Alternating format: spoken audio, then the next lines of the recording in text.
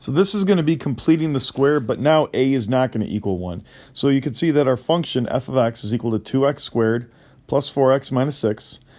So the reason a doesn't equal 1 is because now it's equal to 2. All right, I start at whenever we're trying to figure out what a equals, it's that first coefficient, the first value that we're going to run into, and you can see that that's what it is. Oopsies. Right here. So it's a 2, and that's what we're working with. All right, so what we're going to start to do is we're going to start it out just like what we did the other problem when a equals 1. We'll go ahead and group our 2x squared plus 4x, leave a little space, minus 6, put another space.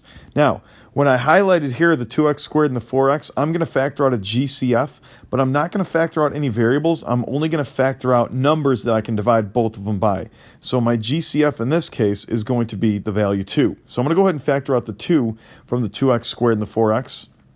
2 is outside of the parenthesis. I'm left with x squared plus 2x, leave that little space, minus 6, leave that little space. Now we're going to get back to that other piece where, well, what are we going to fill in into that little space? We're going to take the middle number, the 2, this piece right here. We're going to go ahead and divide that in half. We're going to take 2 divided by 2 and square it. So 2 divided by 2 squared is equal to 1. So I'm going to put a plus 1 here. Now here's where it gets a little tricky. A lot of us are going to jump out here and say, oh, well, wait a minute. Isn't this minus 1? No, it is not. Not in this case. All right, there's a reason why.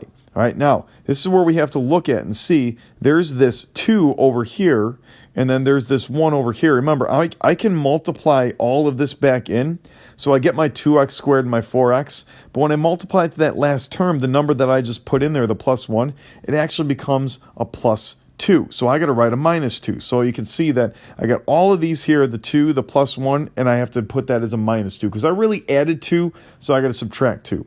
Once I have all this filled out, I can actually do my factoring now. So remember, the x squared plus 2x plus 1, that should be factored pretty easily. It's a perfect square. The 1 is a perfect square. It's a positive in the middle, so it goes plus 2x. So I know that I can factor this as x plus 1 squared. Don't forget, you factor the 2 to begin with. So there's my x plus 1 squared. And then I'll just go ahead and combine my other two terms, the minus 6 and the minus 2. Gets me minus 8. And there's your function. It's changed from my standard form into my vertex form. The reason we only want to do that is so we can get our vertex pretty easily. My vertex in this case is going to be -1, -8. Right? So there's a lot of that. That's kind of the basic information that we can get from this equation. That's why we convert from standard form into our vertex form by completing the square.